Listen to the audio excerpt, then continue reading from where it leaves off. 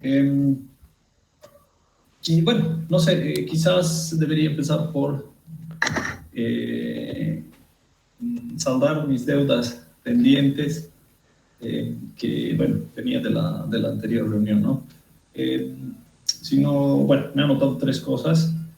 Eh, Estas eran, bueno, una de ellas era este tema de variables sin densidades.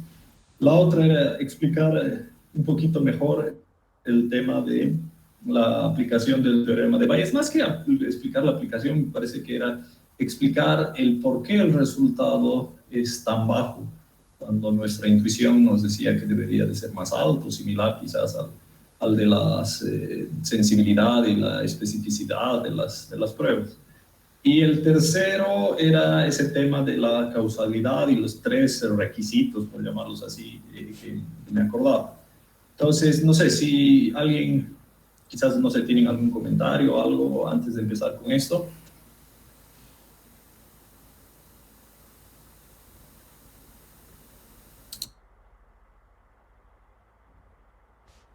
También pueden escribir al chat del aula los comentarios que tengan o las preguntas, ¿no? También pueden levantar la mano y hablar.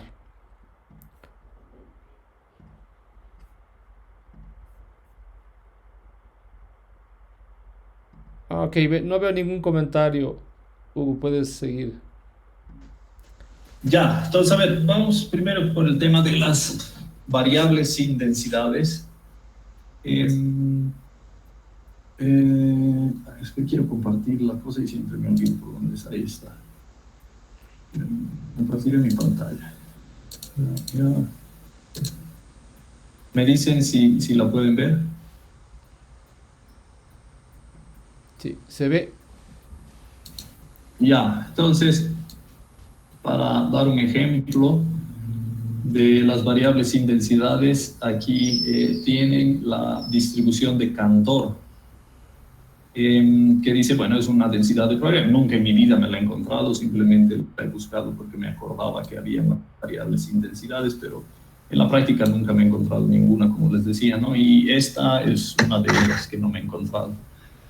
El punto está en que es una distribución de probabilidad que tiene una acumulativa que dice que no tiene ni densidad de probabilidad, ni de masa, ni de nada. Incluso, aunque su distribución, es decir, la acumulativa, es una función continua, dice que no se puede derivar, yo qué sé, no sé qué detalles técnicos. La cuestión es que no tiene densidad de probabilidad, ¿sí? Tiene solamente acumulativa. Entonces, básicamente esta sería, digamos, la respuesta a la primera cuestión, ¿no? No sé si alguien quiere comentar algo al respecto. En particular creo que era, si no recuerdo mal, Brian Ayala que preguntaba al respecto. Sí, sí, gracias. Voy a leer más al respecto. Hugo, yo te podría Ya, hacer un comentario. dime, ¿Dónde dime. podríamos encontrar aplicado esta distribución, o bueno, esta variable, mejor dicho, sin densidad? Solo Dios sabe. No sé, no sé, yo nunca me lo he encontrado y aquí no sé si hay algún ejemplo de aplicación.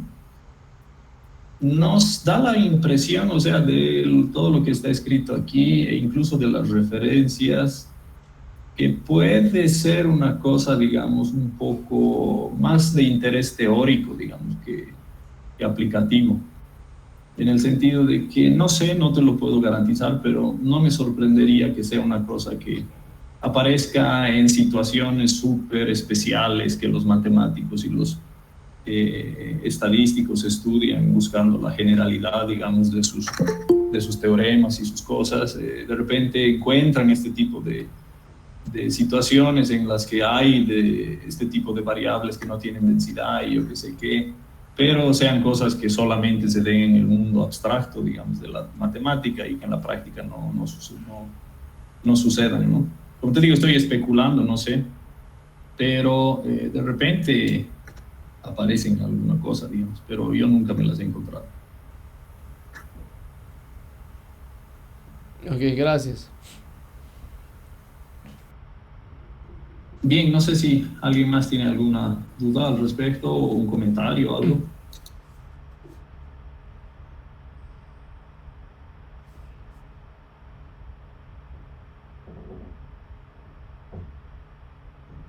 Ya, parece que no. Entonces, nos olvidaremos de eso. Ya está. Ahora, en realidad, más que explicar un poco más el tema del teorema de Bayes, me gustaría saltar a la otra, que eran los 3 requisitos para la causalidad. Entonces, he buscado el libro, he podido acordarme dónde lo había leído. Y está aquí. Es este libro de... me acordaba el autor, uno de los autores, que es John W. Tukey, que es, bueno, es un estadístico que es más o menos famoso, importante, digamos, en el área, no solo de la estadística, sino también del análisis numérico, pero bueno. En este libro, obviamente no me acordaba exactamente dónde, así que me he ido aquí al glosario y me he ido al tema de causalidad. Y está, ¿dónde está? Aquí está, causalidad, 260. Entonces aquí le pongo 260. Y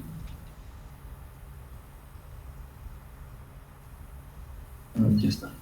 Entonces aquí está, bueno, para ponernos un poco en contexto, está, me parece que está hablando, bueno, del tema de el ajuste, de la regresión, digamos, me parece probablemente en algún ejemplo que ya no recuerdo bien, y en algún momento habla del tema este de la causalidad, ¿no? Y aquí habla de esos 3, no sé si, sí, bueno, aquí dice como que 2 o 3 tipos de ideas usualmente se requieren para apoyar la idea de causalidad. Una es esa de consistencia, dice que cuando a igualdad, digamos, o a paridad del resto de cosas, la relación entre X y Y debería ser consistente en dirección e incluso en cantidad. ¿Qué quiere decir? Digamos que la relación que hay entre los dos, digamos, por ejemplo, si pensamos en la correlación que hay entre los dos, debería de ser siempre, tener siempre el mismo signo y además ser más o menos, digamos, del mismo valor. A eso le llama consistencia. Esa era la que no me acordaba cuando les mencionaba esto de aquí. La segunda era respuesta. Cada vez que nosotros intervenimos y cambiamos una de las variables, deberíamos de ver una respuesta de la otra variable de manera acorde, ¿no? al cambio que hemos hecho, y esto debería de ser, digamos, o sea, es una cosa que se espera uno, si es que X causa Y de alguna manera, ¿sí? No sé si llegan a leer el libro. Sí, se ve. Sí, se ve, ya. Y la tercera era esa que les decía, ¿no? El mecanismo. Que haya un mecanismo, básicamente esto quiere decir una teoría más o menos detallada, digamos, de lo que está ocurriendo. En lo que, bueno, los pequeños pasos, digamos, de la teoría también deberían de poderse establecer, digamos, debería de poderse establecer una relación de causa y efecto, pero bueno. Entonces, es una cosa que, como les decía, la había leído y no sé, no les estoy diciendo mucho, esta es la regla de oro que siempre tiene que cumplirse. De hecho, creo que lo que dice aquí es que 2 de 3 deberían de cumplirse. Y en particular que es posible, digamos, establecer la causalidad de 2 o más variables, digamos, a través de experimentos sin que tengan una teoría, si establece estas 2 primeras, digamos, de consistencia y respuesta. Pero en general, digamos, siempre podrías poder establecer causalidad si tienes 2 de 3. Ahora, como les decía, esto no es que, yo que sé, será la regla de oro que siempre tiene que ser así, sino que quizás sea simplemente la sugerencia o la opinión de estos autores, no recuerdo bien, digamos, cómo era el asunto, pero bueno, la cuestión es que por lo menos como una referencia está esto de aquí y obviamente si quieren averiguar más al respecto, háganlo, digamos, es un tema bastante interesante. Y me acuerdo en mi época lo que pasa es que esto no me acuerdo, pero quizás son 10 años o algo así que lo vi, que en su época empecé a averiguar un poco del tema y dije, pucha, qué interesante y quisiera aprender un poquito más de estas cosas. Me acuerdo que ya en mi época me enteré de este autor, o bueno, de este investigador que es, no sé cómo se lee esto, Judea Pearl o algo así, que es de hecho es un informático que, aquí, bueno, según lo que dice aquí, ¿no? Es un informático que se dedica también a la filosofía y una de las personas que trabaja en inteligencia artificial y yo qué sé, en redes bayesianas y cosas así. Entonces, este señor tiene 3 libros, me parece, este de aquí es de divulgación, que es, digamos, uno que, no, de hecho nunca he leído ninguno, he dicho, ay, quisiera leer, pero nunca los he leído. Este de aquí me parece que es de divulgación y estos son un poco más técnicos, digamos, para el área de estadística. Al final los 3 libros se tratan de esto, ¿no? De inferir causalidad en la estadística. Y este, como les decía, es más de divulgación y este otro de aquí es igual, digamos, de causalidad, modelos, razonamiento, inferencia y todas esas cosas, digamos, relacionadas. A ver, si uno, aquí no es evidente que se esté hablando de estadística, pero si uno va y entra al, al, yo que sé, a esta, ¿cómo se llama esto? Digamos, a este Contenido. pantallazo, yo que sé, al índice del libro, encuentra, ¿no? Empieza con probabilidades de inferencia y yo que sé. No digo que sea exclusivamente probabilidad y estadística, pero seguramente juega un rol básico, digamos, o fundamental la probabilidad y la estadística. Entonces, yo qué sé, eso es lo que les puedo señalar al respecto. Lo que pasa es que yo nunca he trabajado directamente con estas cosas, como ya les decía, digamos, yo en todo el trabajo que he hecho, digamos, aplicando la estadística, siempre han habido y hasta el día de hoy, digamos, hay teorías bastante detalladas acerca de los fenómenos y ya se tiene una idea bien clara de cuál es la causa y cuáles son los efectos en muchas de las cosas que se hacen, ¿no? Entonces, es muy raro y sinceramente yo no recuerdo haber visto a alguien que haya tratado de inferir causalidad en el área que yo trabajo, porque como les digo, hay teorías bastante desarrolladas. Pero bueno, en otras áreas, digamos, en las que no hay teorías tan detalladas, no se conoce tanto al respecto, este tipo de trabajo, este tipo de teorías y de ideas deben ser importantes, digamos, y seguramente se pueden aplicar de una u otra forma. ¿Sí? Entonces, no sé, me parece que Decker creo que era el que más comentó al respecto. No sé si quiere añadir algo. Hola, Huguito. La verdad es que me parece interesante, sí. Ha sido justamente esto de la justificación desde el origen, ¿no? De la causalidad.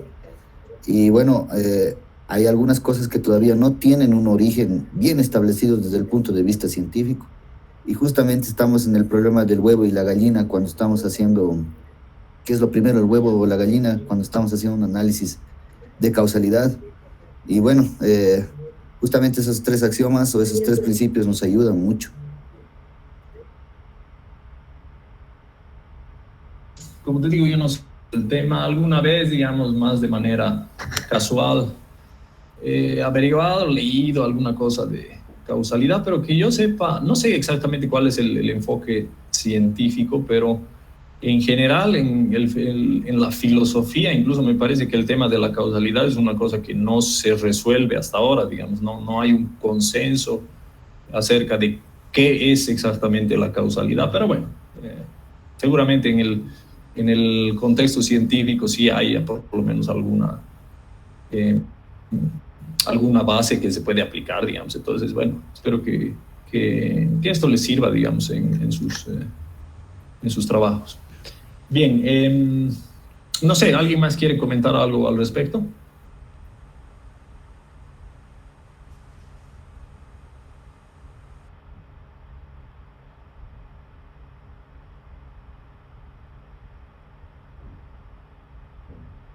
Ya, parece que no. Entonces, nos olvidamos de esto también. Bueno, por lo menos yo. Y vamos al tema este de lo que les debía, de explicar un poquito mejor el tema de la aplicación ese del teorema de Bayes, o de, más que nada, el hecho de por qué se obtiene una probabilidad tan baja cuando nuestra intuición nos dice que deberíamos de obtener algo más alto, ¿no? Dada la especificidad y la que era la sensibilidad, ¿sí? de las pruebas. Entonces, básicamente lo que habíamos calculado, no voy a repetir todo, era esto de aquí, ¿no? Que nos salía algo de 0,32 cuando la probabilidad, o digamos si quieren más, la fracción de personas que tienen COVID en el país era el 1%, luego teníamos la sensibilidad, que era 0,95, teníamos la especificidad, que era 0,98, y no sé si me falta algo. ¿Alguien puede confirmarme si está todo bien o si me falta algo?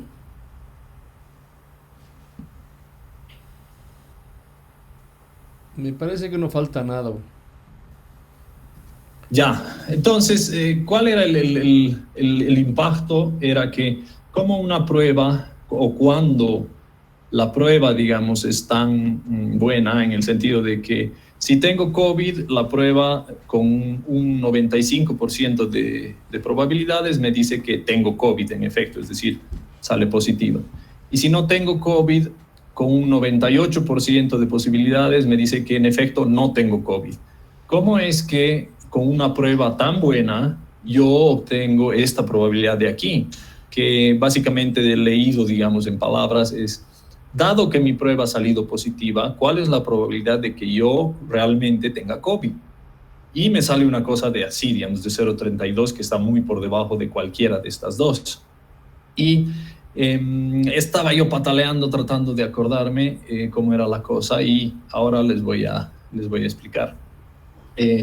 Básicamente, a ver, pensaremos en números, pensando en la población del país, digamos, que vamos a asumir, digamos, el número de pobladores en Bolivia es algo alrededor de 12 millones, ¿sí?, de habitantes en Bolivia, y hemos dicho, vamos a suponer, a pesar de que parece una cosa exagerada, porque de hecho si nosotros disminuimos este número, esta probabilidad va a disminuir todavía más y se va a hacer todavía menos intuitivo, ¿sí? Entonces, a pesar de que lo estamos haciendo relativamente alto, lo que estamos viendo, digamos, es que, bueno, para esta población, esto nos dice que básicamente vamos a tener algo así como 120,000 enfermos de COVID, ¿sí?, en el país. Eso era lo que decíamos. Ahora, el truco está en considerar la prueba aplicada a las personas que tienen COVID y a las personas que no tienen COVID, ¿sí? Entonces, simplemente lo que tenemos que hacer es utilizar estos datos que ya tenemos.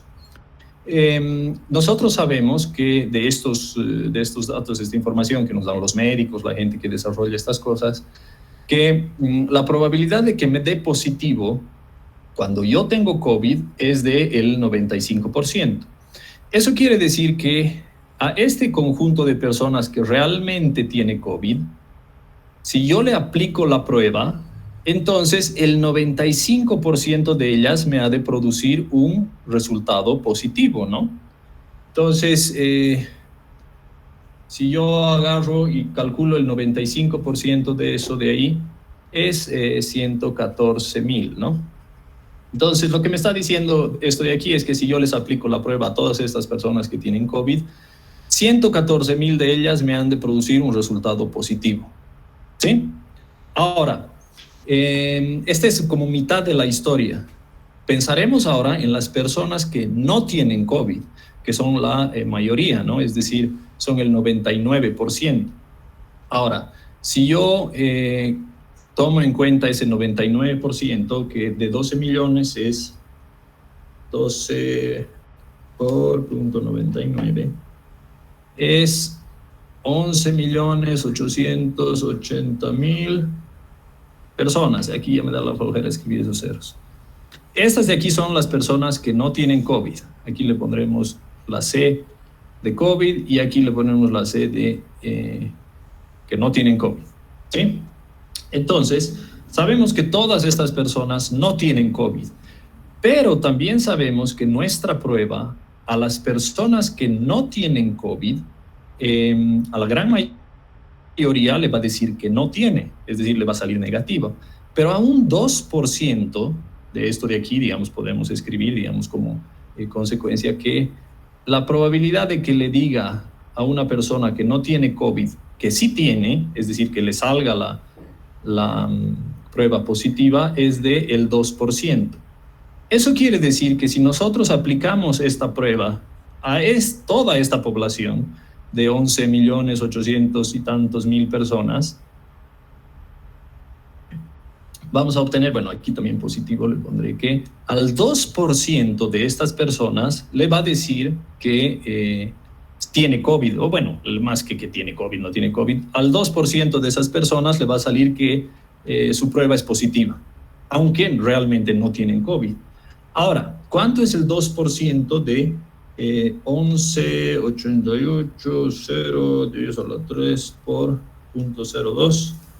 Son 237.600 personas, ¿sí? Es decir que tenemos en total, si nos enfocamos, esto es obviamente, digamos, un análisis, ¿cómo decirlo? No es que realmente necesitamos aplicar la prueba a todas esas personas, simplemente estamos hablando en hipotéticos, pero estos deberían ser los resultados que obtendríamos si es que todos estos números de aquí son correctos, ¿de acuerdo? Entonces, ¿qué nos está diciendo esto? Que todas estas personas, estas que realmente tienen COVID y estas que no tienen COVID, han producido un resultado positivo en la prueba. Ahora, yo, al haberme hecho la prueba y al haber obtenido positivo, no sé a qué grupo pertenezco. Soy de este grupo de aquí, con 114.000 elementos que producen una prueba positiva y realmente tienen COVID, o soy de este grupo que es más grande, que de hecho es más del doble de personas que hay aquí, que no tienen COVID, pero que producen positivo en la prueba. Y la respuesta es, no sé cómo puedo saber eso de ahí. De hecho, ¿cómo puedo saber yo y cómo pueden saber los médicos, cómo pueden saber nadie más en función de solamente el resultado de esa prueba? Obviamente me podrían hacer más pruebas, pero eso no estamos considerando. Estamos considerando que simplemente en función de los resultados de esta prueba, ¿cómo puedo saber yo? ¿Soy del grupo de que realmente tiene COVID y produce positivo? ¿O soy del grupo que no tiene COVID, pero produce también positivo? Entonces, no sé. ¿Qué es lo que hago para determinar esa probabilidad? Lo que hago es, bueno, divido el total de personas que tiene COVID entre el total de personas que produce un resultado positivo. Es decir, este número dividido entre este número más este número. Si hacen eso de ahí, les sale 0,32. ¿Sí? Que es exactamente el mismo resultado que obteníamos antes. Entonces, aquí noten que, por lo menos de manera explícita, en ningún lugar hemos aplicado el teorema de Bayes. Quizás está implícito, quizás hemos hecho una cosa equivalente al teorema de Bayes, pero el punto no está aquí en determinar si matemáticamente hemos hecho una cosa equivalente o no. El punto está aquí en si realmente ahora nuestra intuición se ve satisfecha por esto de aquí. Dice, no, dicho así, entonces sí que parece que el resultado es bastante razonable, no como yo originalmente me lo esperaba. Cuando me parece a mí que la clave para la intuición es darse cuenta de esto, la contribución que existe a resultados positivos de personas que no tienen COVID. Lo que pasa es que a pesar de que la prueba tiene una especificidad muy alta y la probabilidad de que te diga que tienes COVID cuando no tienes COVID es baja, es relativamente baja, esto se ve compensado porque hay mucha gente que no tiene COVID. Entonces, incluso una fracción pequeña de mucha gente puede ser un número relativamente grande cuando lo comparo con este otro. De manera que cuando mezclo las dos cosas me sale que en efecto la probabilidad de que yo realmente tenga COVID es relativamente pequeña, o por lo menos es bastante más pequeña de lo que mi intuición me decía que debería de ser, ¿sí? Entonces, bueno, no sé, pararé ahí, no sé si esto está claro, si les parece una buena cosa, o si tienen alguna pregunta al respecto.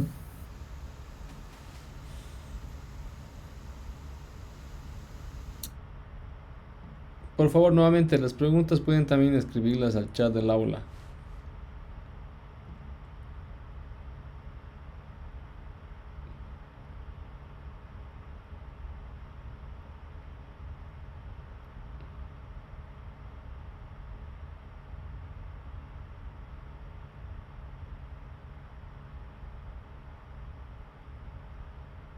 Bueno, silencio absoluto es el que no se entendía absolutamente nada, o qué bueno.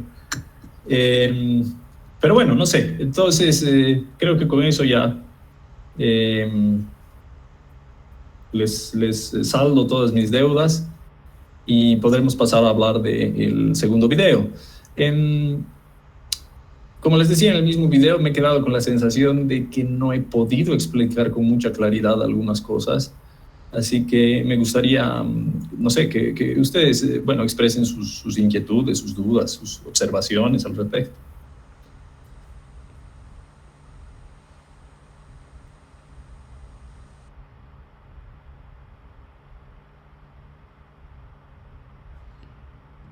Por favor, si alguien tiene alguna consulta específica del segundo video, puede levantar la manito o puede también escribir en el chat del aula.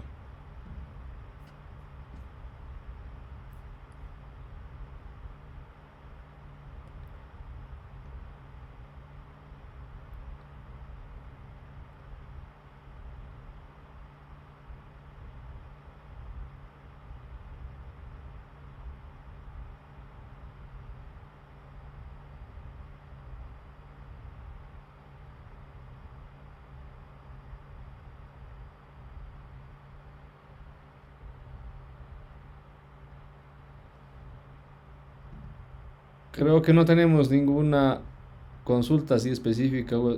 Yo me iría entonces a tal vez ampliar un poquito más lo que pienses que no has explicado muy bien en el video, como estabas diciendo hace un momento. Ya, puede ser.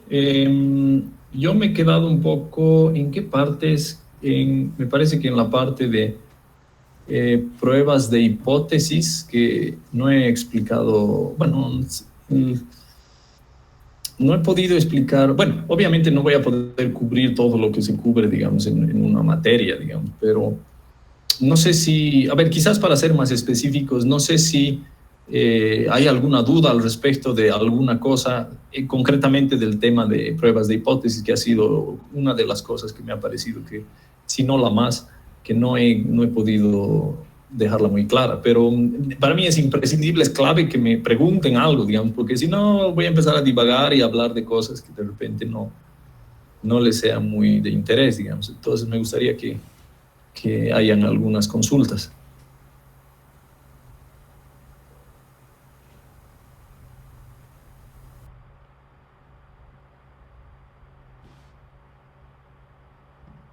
Por favor, entonces, nuevamente, pueden alzar la manito o directamente escribir al chat del aula.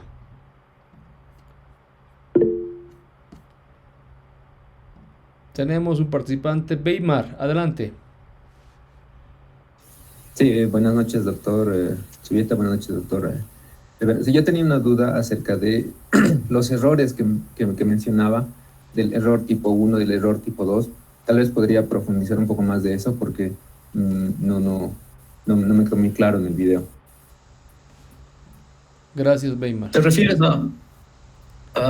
¿te refieres a qué son los errores de tipo 1 y tipo 2 o a las probabilidades y cómo se los usa? Sí, una especie de... Sí, la primera pregunta, de ¿a a qué se denomina y qué es peor, porque no, esa parte no he entendido. Ya, ¿qué son, digamos? ¿Qué es peor? Depende mucho del contexto, no es, que yo sepa, no hay, digamos, una receta general que te diga es peor que te equivoques así o que te equivoques así. Depende mucho del contexto y de cuáles son las prioridades y qué es, digamos, qué es más grave que suceda, digamos. Entonces, básicamente, como les decía, digamos, los errores de tipo 1 y de tipo 2 son las dos maneras en las que uno se puede equivocar a la hora de elegir entre dos hipótesis. Les decía que habían, bueno, estas hipótesis nulas, que son como, generalmente son las que reflejan el status quo o lo que generalmente se piensa que debería de ser, digamos. Debería haber pensado un buen ejemplo, pero así que refleje eso de ahí, pero bueno. Una hipótesis, por ejemplo, acerca de yo qué sé, digamos, la ingesta media de calorías, digamos, por día que debería de tener una persona adulta, digamos, me invento cualquier cosa.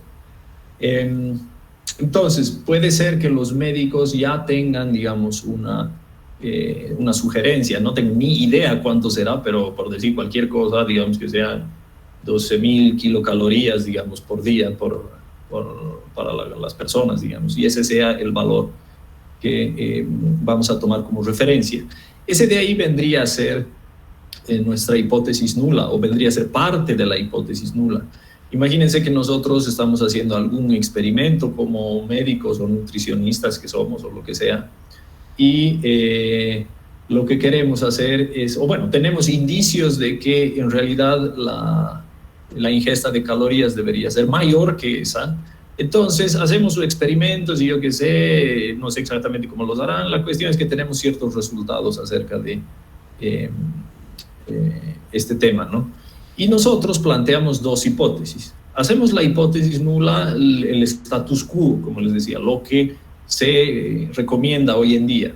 Y decimos, vamos a suponer que de alguna manera entra ahí la distribución normal, y vamos a decir, vamos a hacer una hipótesis acerca del valor esperado, digamos, del promedio de calorías que deberíamos ingerir diariamente. Entonces, decimos, este va a ser nuestro mu bajo la hipótesis nula, es decir, va a ser esas 12.000 calorías que recomiendan hoy en día los médicos, ¿sí? Ahora, basados en los resultados y en las sospechas que tenemos por tales y cuales motivos de que deberíamos de tener una ingesta mayor de calorías, vamos a hacer una hipótesis alternativa. Quizás si escribo esto sería mejor. Entonces, digamos que nuestra hipótesis nula va a ser mu igual a 12 kilocalorías, digamos, por día. Y vamos a hacer nuestra alternativa en la que vamos a decir, no vamos a decir el valor, simplemente vamos a decir que mu debería de ser mayor que 12 kilocalorías al día. Hugo, ¿sí? Perdón, Dime. ¿podrías escribirlo en tu pizarrita? No, sí, eso estaba haciendo, perdón, me he olvidado que no estaba compartiendo mi pantalla. Gracias. Ya, entonces, ahí va de nuevo. Ya. Entonces, tengo estas dos hipótesis. Y ahora, bueno, se supone que yo he hecho mi experimento y que de alguna manera voy a tratar de responder esto. Es decir, o voy a rechazar la hipótesis nula o no la voy a rechazar, ¿sí? Entonces, rechazar la hipótesis nula querría decir, o tendría que hacerlo, si es que tengo evidencia suficiente para decir esto de aquí es probablemente falso. O no rechazar la hipótesis nula quiere decir que no he logrado reunir evidencia suficiente o que la evidencia que he logrado reunir no contradice la hipótesis nula, en cuyo caso no la rechazo. Sí, esas son las dos posibilidades. Entonces, ¿cómo me puedo equivocar? Me puedo equivocar de dos maneras. Una es rechazando la hipótesis nula cuando la hipótesis nula es cierta, ¿sí? Eso es un error de tipo 1. Que en este caso sería que yo diga, no, parece que necesitamos ingerir más de 12 kilocalorías por día, cuando en realidad eso es lo que deberíamos de ingerir, ¿sí? Ese sería el error de tipo 1, y es una manera en la que me puedo equivocar. La otra manera en que me puedo equivocar es no rechazando la hipótesis nula, es decir, si quieren, para ser un poquito menos rigurosos, aceptando la hipótesis nula cuando esta es falsa. En este caso quiere decir que en realidad necesitamos más de 12 kilocalorías por día, pero yo voy a quedarme con la opción de que solamente necesitamos 12 kilocalorías por día, ¿sí? Entonces, este es un error de tipo 2. Dicho de otra forma, el error de tipo 1 es básicamente pensar que he encontrado algo nuevo cuando en realidad no había nada nuevo. ¿Por qué? Porque yo rechazaba la hipótesis nula, tratando de favorecer esta alternativa, es decir, que he rechazado el status quo y he dicho, estoy encontrando algo que es novedoso, ¿sí? Ese sería el error de tipo 1, pensar que hay algo novedoso, cuando en realidad no hay nada. El error de tipo 2 es pensar que no hay nada, cuando en realidad hay algo, que en este ejemplo sería aceptar o fallar en rechazar la hipótesis nula, cuando en realidad la alternativa era la más conveniente, o era la que probablemente era cierta. Bueno, más que probablemente, la que era cierta, porque estamos asumiendo que era cierta, ¿sí? Entonces, en ese caso, estoy equivocándome al no descubrir algo novedoso y pensar que las cosas son como se decían, digamos, como que el status quo era la verdad, así eran las cosas. Entonces, esos son los dos tipos de errores. Uno, de nuevo, para repetir, pensar que las cosas son como siempre o como se piensan que son y perderme un potencial descubrimiento, o en el otro caso, creo que lo estoy diciendo al revés. Siempre es fácil enredarse con estas cosas. Entonces, les decía, el error de tipo 1 era rechazar la hipótesis nula cuando es cierta. Entonces, en este caso, es pensar que he descubierto algo cuando en realidad no había nada. Simplemente era lo que se sabía ya, digamos, y yo equivocadamente pensado que había algo más. Ese sería un error de tipo 1. El error de tipo 2 es pensar que las cosas son como siempre se han pensado que eran, digamos, cuando en realidad había algo y yo me lo he perdido, ¿sí? Esos son los dos tipos de errores. Y no sé si está más o menos claro o si tienes algún otro comentario o quizás más preguntas al respecto.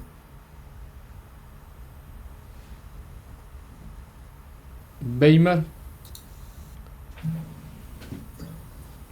Sí, no, es que me crea más conflicto porque ¿cómo definimos que cometer un a ver, supongo que el decir mejor cometo un error, no cometer, sino acepto un error de tipo 1 es debido a qué parámetro, o sea, cómo el mismo experimento, o sí, en este caso, el mismo experimento nos diría es mejor cometer o es mejor rechazar esto, es mejor rechazar la hipótesis nula o la hipótesis alternativa, o es que hay un criterio. Lo que se me ocurre ahorita sería tal vez los intervalos de confianza, quizás, eso, o es que me estoy confundiendo solo. No te estoy entendiendo muy bien, sinceramente, pero hasta ahora, en todo lo que te he dicho, no ha habido nada, por lo menos que yo me haya dado cuenta, que te diga cuál es mejor o cuál es peor. Simplemente lo que he tratado de hacer es describir los dos tipos de errores. Y ya, digamos, no en ningún momento he tratado de hacer un énfasis y decir, bueno, sí, evidentemente cometer un error de tipo 1 es peor que cometer uno de tipo 2. No, en ningún momento he dicho nada al respecto. Lo que te decía, y lo ratifico, digamos, de lo que decía hace rato, depende del contexto, qué es peor, ¿entiendes? Si, por ejemplo, yo qué sé, de repente estás desarrollando una droga para alguna cosa, de repente, o sea, depende, ahorita tendría que pensar ahorita sobre el vuelo, digamos, un un ejemplo que no se me viene a la mente, pero no sé sinceramente en general cuál es peor y cuál es mejor. Me parece que depende mucho del contexto. Es mejor, yo qué sé, perderse en un descubrimiento, o es mejor sugerir que había algo cuando en realidad no había nada. No sé, depende del contexto.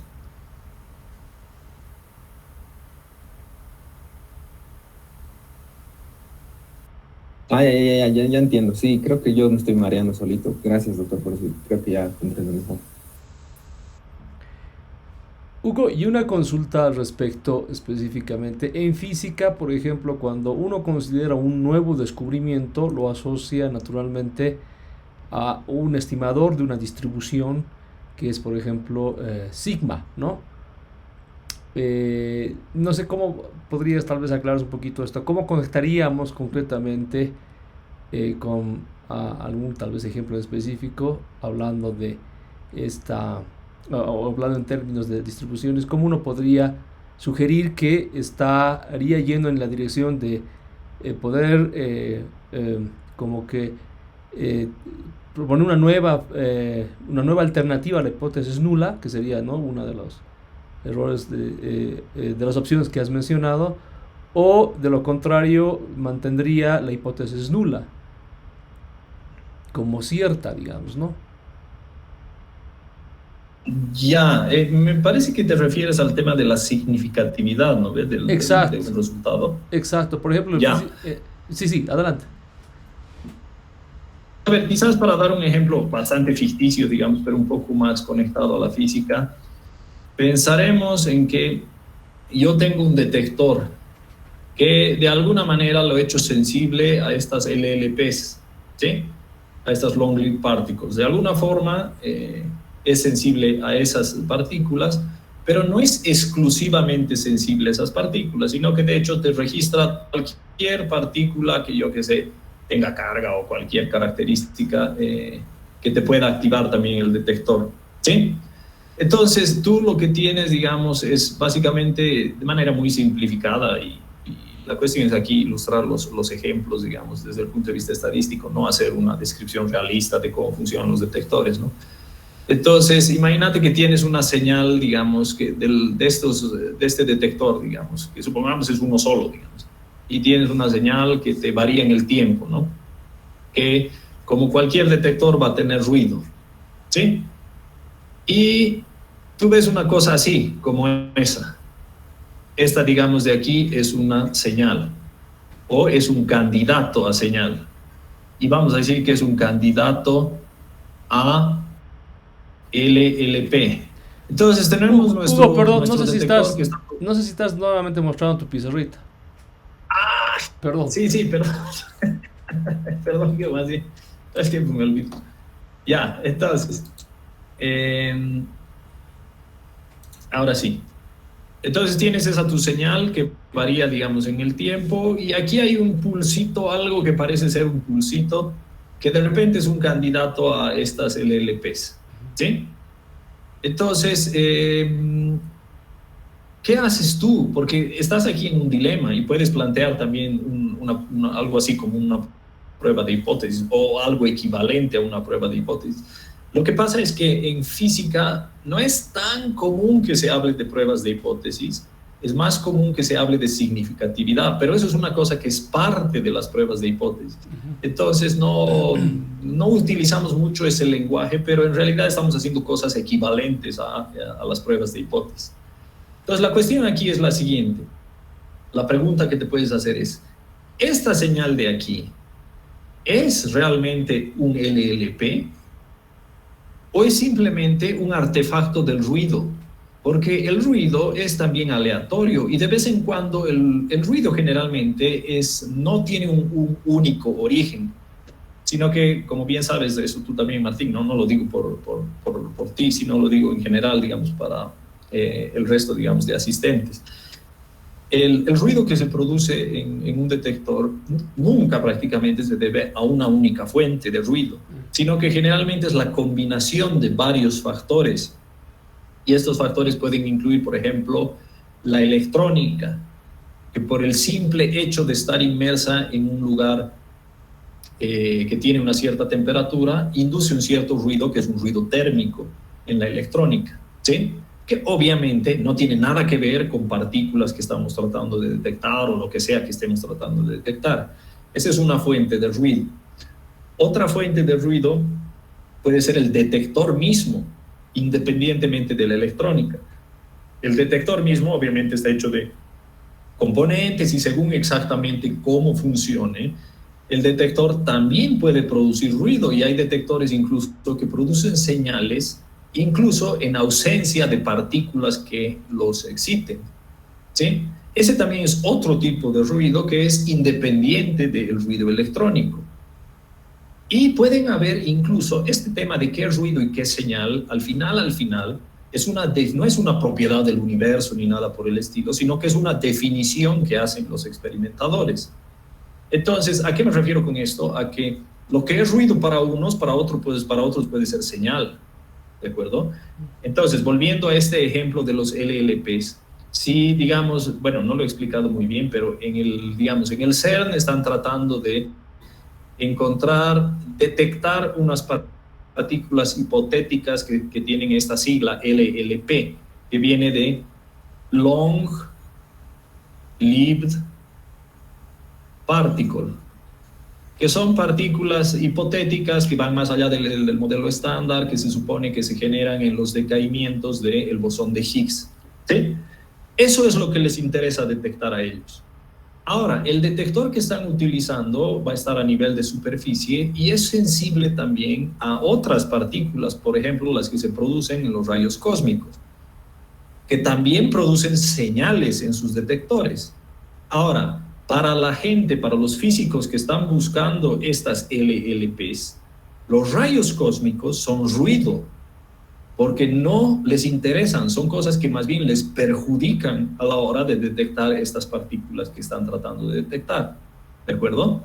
Entonces puede ser ese un tercer tipo de ruido. Teníamos, digamos, el ruido electrónico, teníamos el ruido intrínseco del detector y tenemos el ruido de otras cosas que no nos interesan, ¿de acuerdo?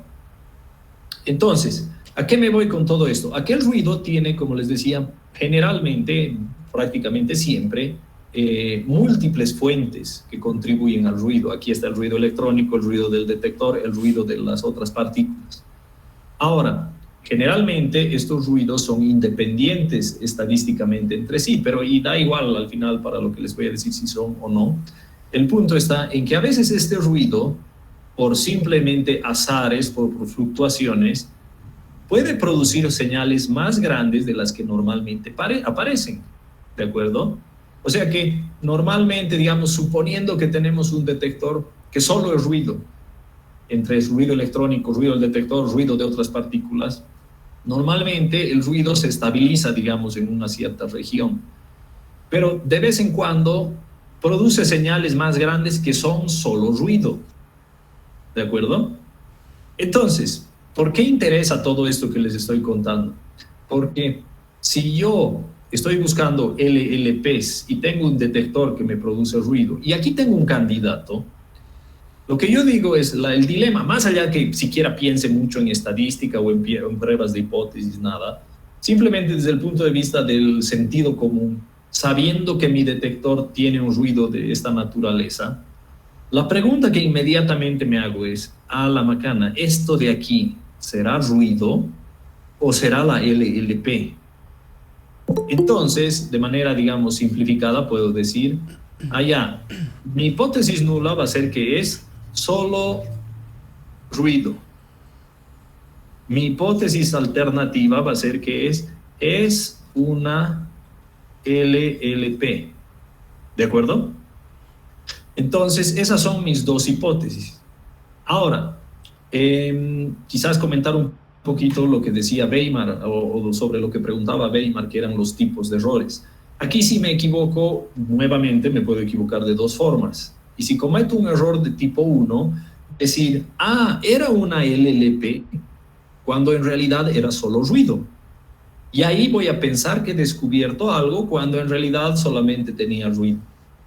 ¿De acuerdo? Ese sería el error de tipo 1. El error de tipo 2 sería al revés. Voy a decir, no, esto solo es ruido, cuando en realidad era una LLP. Y ahí me voy a perder el descubrimiento, digamos, de las LLPs. ¿Sí? Entonces, este es, digamos, más el contexto, un contexto un poco más físico, digamos, por lo menos del área que más o menos trabajamos Martín y yo, y en el que también se puede plantear estos temas en el lenguaje de las pruebas de hipótesis. Pero todavía me falta hablar de la significatividad. Y aquí entra la significatividad del resultado. ¿Sí?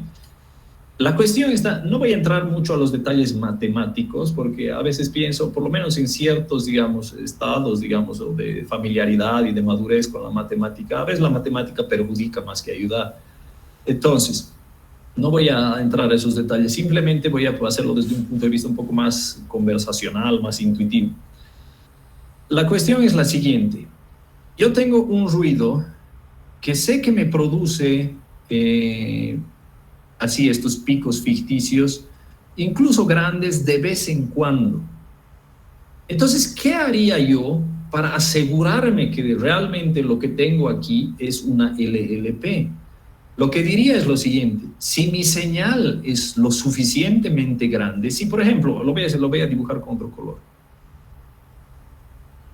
Si la señal que produce una LLP es así pequeña, es muy difícil, es prácticamente imposible de distinguirla del ruido, porque se parece mucho a las señales que produce el ruido, ¿de acuerdo?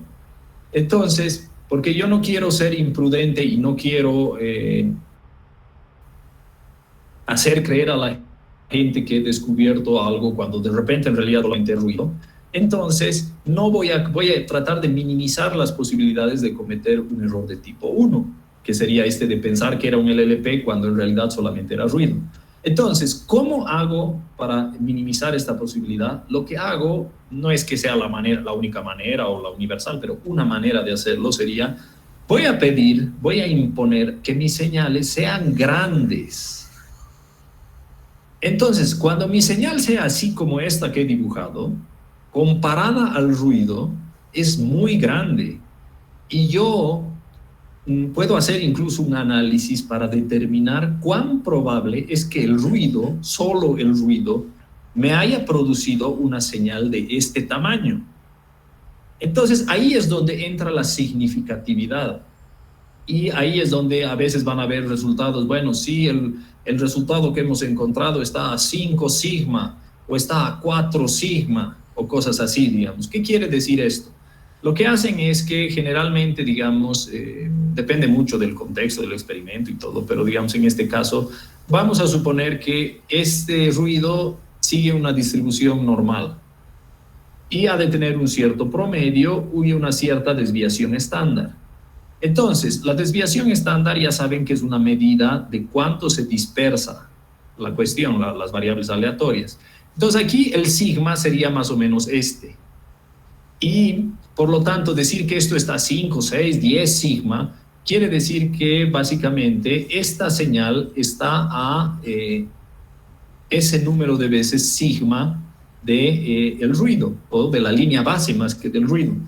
¿Qué quiere decir esto? Que en lugar de medirla en las unidades que normalmente la mido en unidades sigma del ruido, ¿sí? Y mientras más grande sea esto, mientras más veces sigma sea, 10 sigma o lo que sea, es más improbable que solo el ruido haya producido una señal como esta, ¿de acuerdo? Entonces, dependiendo de los detalles del experimento, de repente yo puedo decir, sí, en efecto, esta es una LLP y tengo un nivel de confianza de 10 sigma, ¿sí? Y por lo tanto es muy improbable de que esto lo haya producido solo el ruido.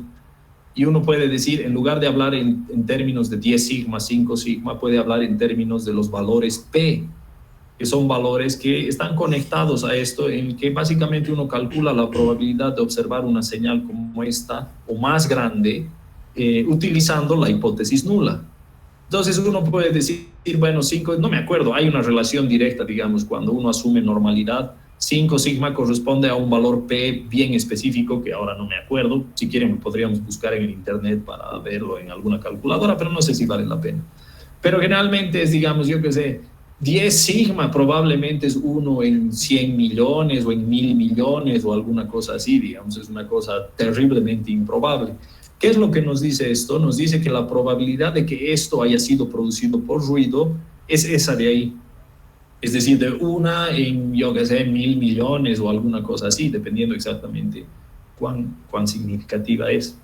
Entonces, esto de aquí es una medida de la significatividad, está directamente relacionado con esto de las pruebas de hipótesis, y me parece que más allá de la matemática y de exactamente cómo se calcula, tiene bastante sentido, digamos, una cosa bastante intuitiva y no es así una cosa complicada. ¿Cuándo se complica un poco este tema? Porque este tema es bastante árido, se complica cuando uno empieza a introducir la matemática, el formalismo matemático para describir estas cosas, o cuando quiere hacer, digamos, hipótesis de más de 2 posibilidades, digamos. Que es un poco raro, no he visto en física que se haga mucho, pero hay teorías para lidiar con más de 2 posibilidades, pero bueno, no estoy tampoco muy familiarizado con ellas. Entonces, no sé si tienen algún comentario al respecto o alguna consulta. Entonces, Gracias, Hugo. ¿Alguna consulta, por favor?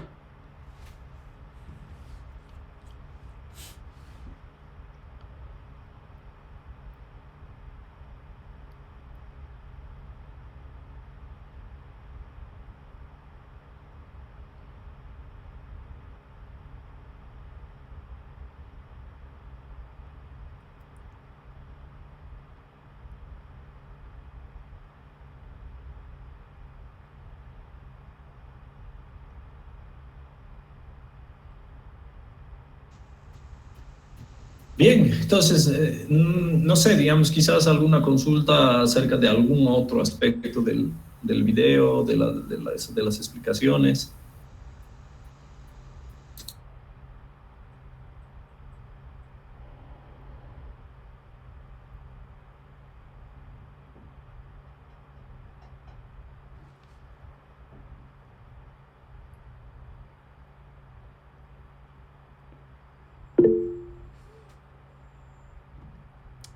Kevin, adelante. Buenas noches, doctor. Buenas noches, doctor Hugo.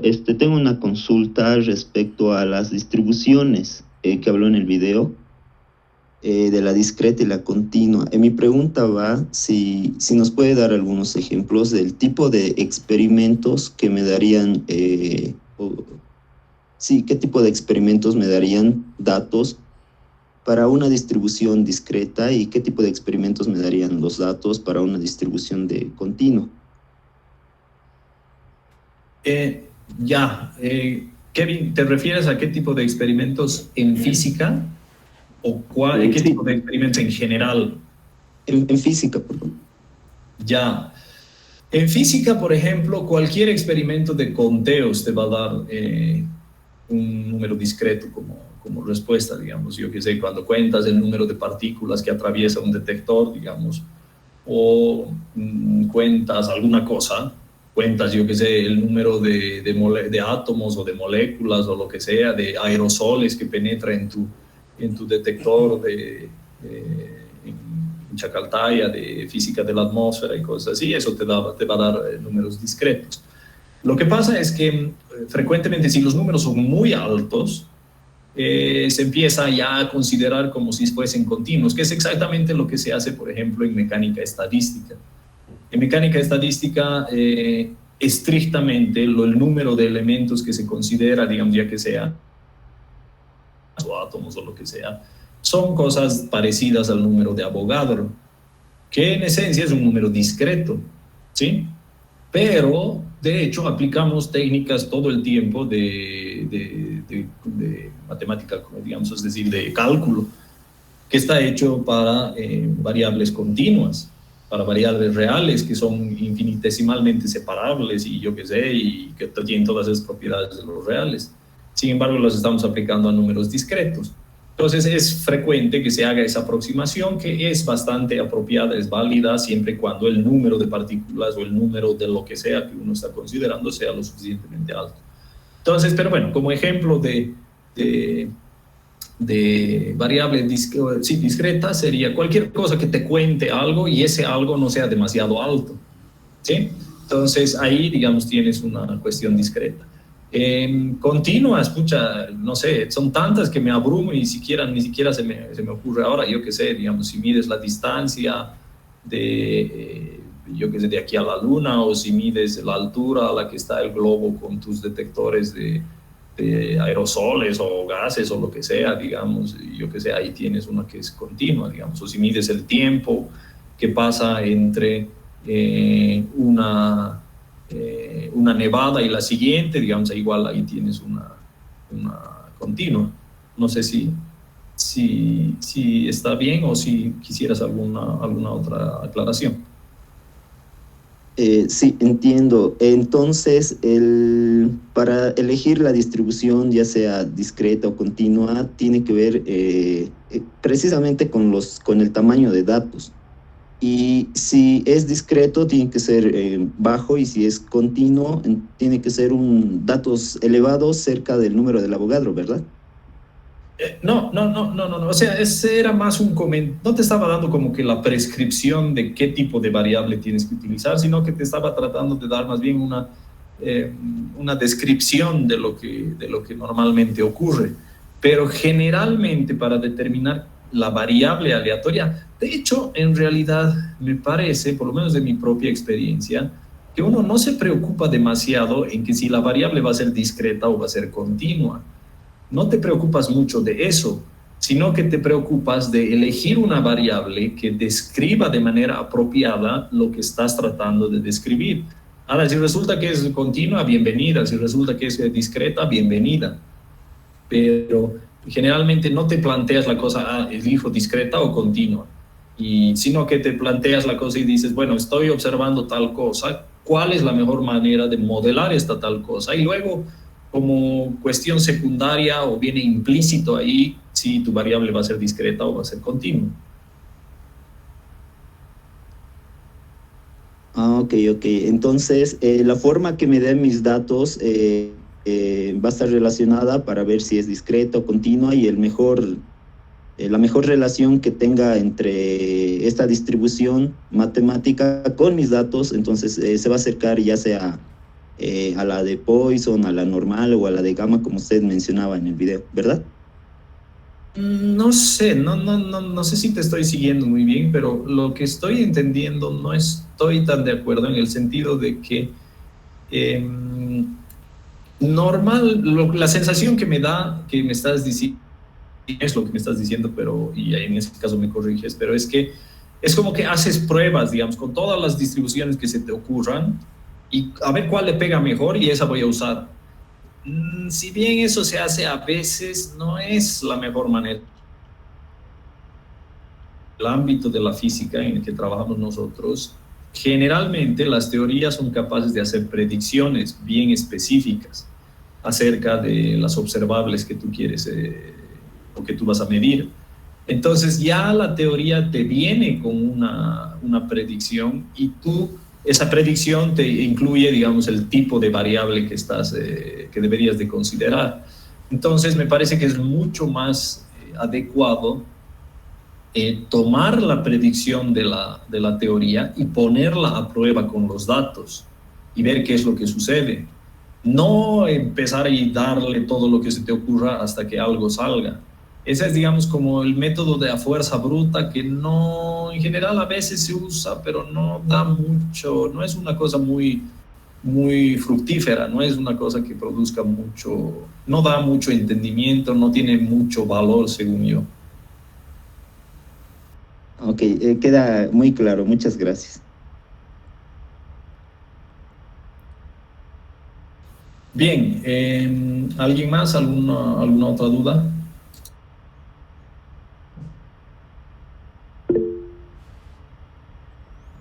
Adelante, Kael. Ok, hola a todos. Doc, tengo una pregunta sobre el grado de confiabilidad y la significancia, y volviendo un poco a lo que fue la prueba de hipótesis. Bueno, pongámoslo así, usted tiene un experimento, en ese experimento ha definido ya el objetivo, ha definido su hipótesis nula, su hipótesis alternativa, pero le falta un ingrediente, el grado de significancia para definir el intervalo de confianza. ¿Hay alguna prescripción o esto es arbitrario, Doc? Esa es la pregunta. De hecho, a ver, me parece que la respuesta es que es arbitrario, en el sentido de que no hay que yo sepa hasta el día de hoy, no hay una fórmula que te diga, bueno, ¿sabes qué? Tu grado de confianza o el nivel de significatividad que vas a usar, o yo qué sé, tiene que ser tal. Hay valores que normalmente utiliza la gente, pero son más cuestiones que se hacen por tradición que por otra cosa. Típicamente se utilizan valores de 90%, 95%, 99% o incluso 99,9%, pero no es que yo sepa, no vienen de una teoría, no vienen de un criterio ni nada, simplemente son que se utilizan por tradición. Y quizás volviendo al ejemplo que les hacía de las LLPs, que es el que estábamos utilizando para este tema de las hipótesis, en el ámbito de la física de partículas, y no solo en la física de partículas, pero sí incluyendo el ámbito de la física de partículas, tradicionalmente se utilizan valores de alfa bastante pequeños, es decir, con valores de significatividad bastante altos. ¿A qué me refiero? Más o menos me parece, sí, creo que quizás alguna vez lo haya hablado con alguien, pero no recuerdo, pero no me parece que sea una cosa que nos dan así en la materia de estadística para física de partículas o lo que sea, como prescripción se tiene que usar este valor, no hay una cosa así, pero es como que tradición en el ámbito que solamente se producen o se publican y se hacen afirmaciones acerca de nuevos resultados si estos resultados tienen al menos un 4 sigma o un 5 sigma de significatividad. Por ejemplo, el descubrimiento del Higgs creo que ha sido algo así, creo que es por lo menos 4 o 5 sigma, alguna cosa así, a pesar de que ya deben haber visto un resultado a valores de significatividad mucho más bajos, ¿sí?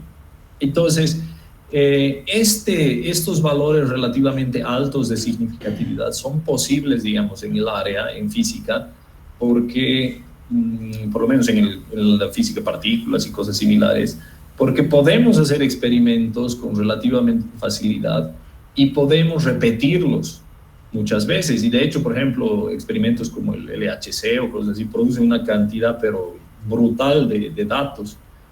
Entonces puedes darte el lujo de ponerte un 20 sigma, yo que sé, bueno, exagerando 20 sigma, probablemente mucho menos, pero un número, yo que sé, alto para la significatividad, porque sabes que lo vas a alcanzar con la cantidad de datos que tienes. En otras áreas donde cuesta mucho más obtener datos, los niveles de significatividad no los hacen tan altos, porque si los pones muy altos, nunca los alcanzas, ¿me entiendes? Entonces, por ejemplo, yo que sé, si te vas a alguna selva, por ejemplo, y tratas de encontrar un espécimen que se cree que está extinto o que está al borde de la extinción, algo así, no te vas a poner pues un nivel de significatividad muy alto, porque si no, nunca vas a poder encontrar el número de especies o lo que sea que hayas ido a buscar para satisfacer ese nivel de significatividad. Entonces lo haces más bajo, ¿sí? Entonces ese me parece que es uno de los criterios que se utiliza para decidir qué nivel de significatividad, pero para nada es el único.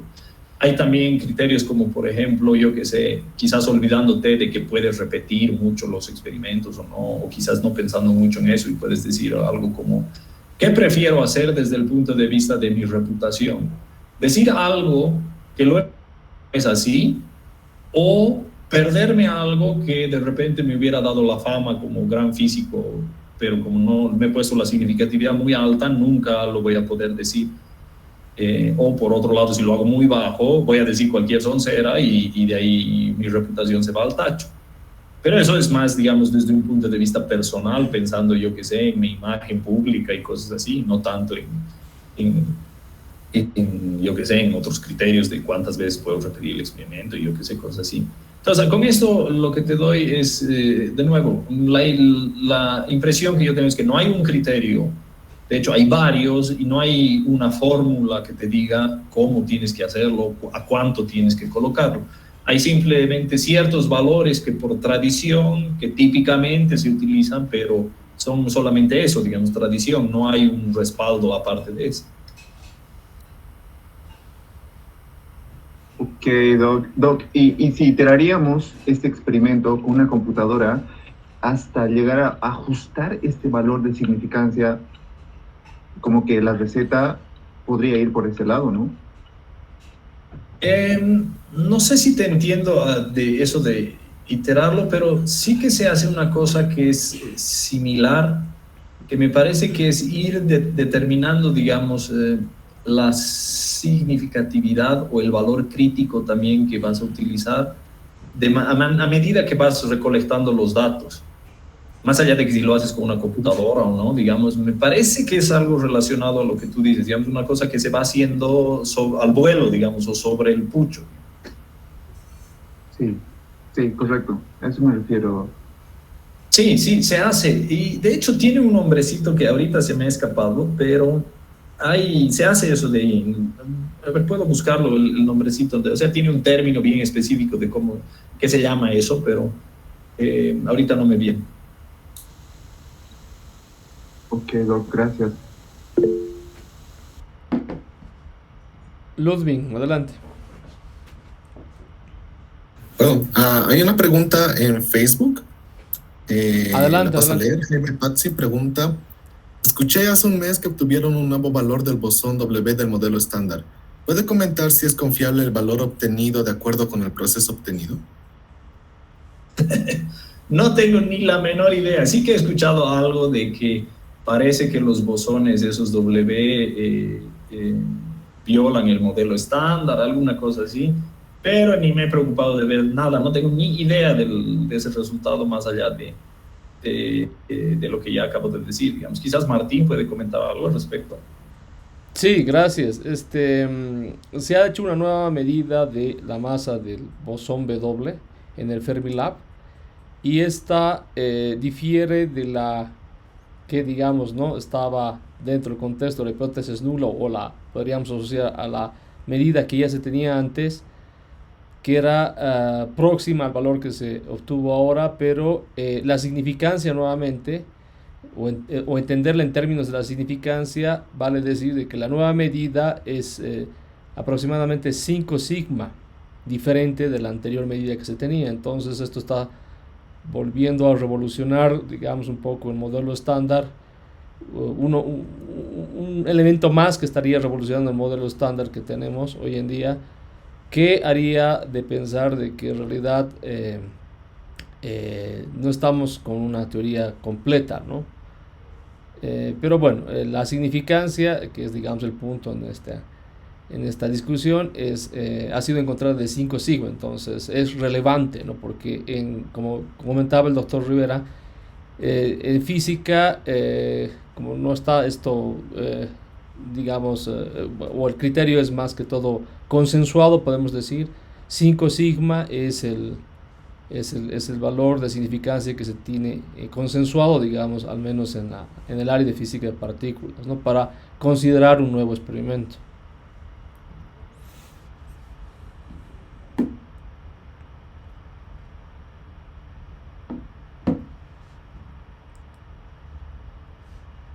No sé si hay alguna pregunta más.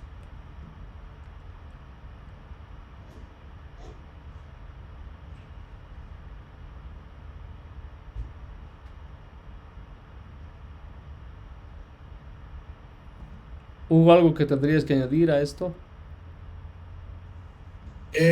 No, creo que no. Bien, entonces, a ver si alguien tiene algún comentario más o alguna pregunta más específicamente de el tema que se ha abordado en el segundo video que enviamos. Por favor, ya para ir terminando tal vez la sesión, podríamos ir atendiendo las últimas preguntas que puedan existir. Adelante.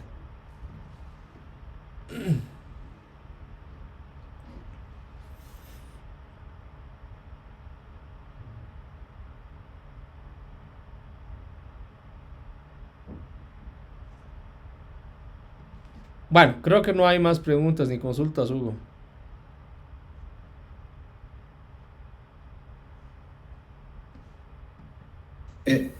Perdón, ¿qué decías? Que no te he oído bien. Creo que ya no tenemos más preguntas ni consultas al respecto.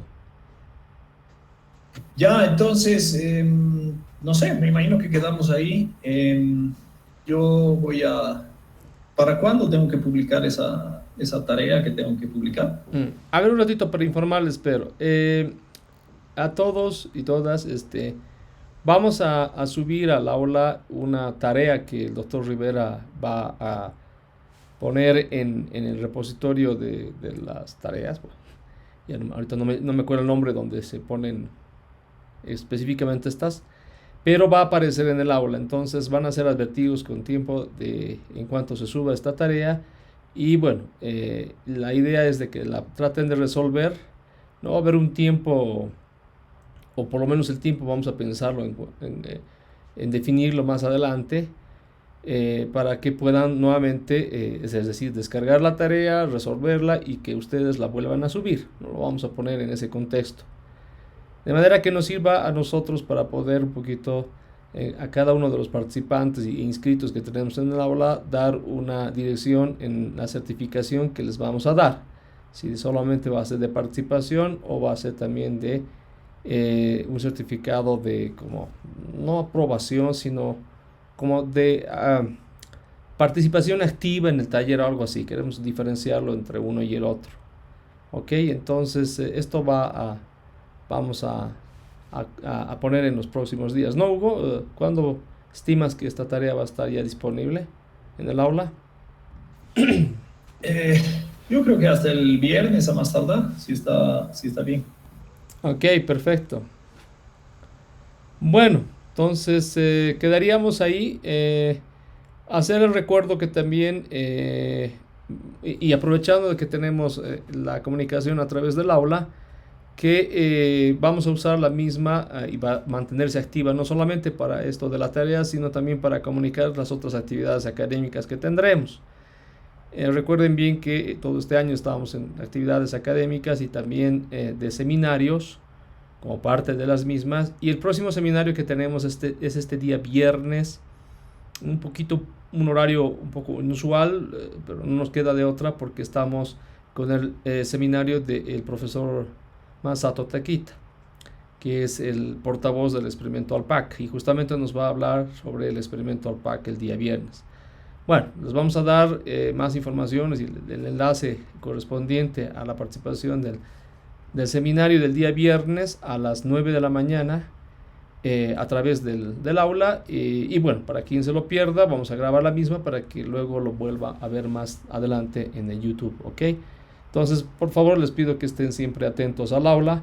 Como repito, estamos ya comunicados a través de la misma con una lista un poco grande de estudiantes que están participando, entonces vamos a aprovechar esta herramienta para advertirles con anticipación sobre estas actividades.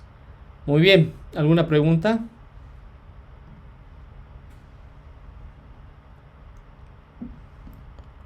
Bueno, entonces agradecer la participación de cada uno de ustedes. Muchas gracias, Hugo, por esta última sesión del taller, y estamos al pendiente entonces de la tareita que nos vas a enviar para que podamos subirla al aula. Muchas gracias, que estén bien. Damos por concluida la sesión. Chao, chao. Saludos, buenas noches, chao, chao.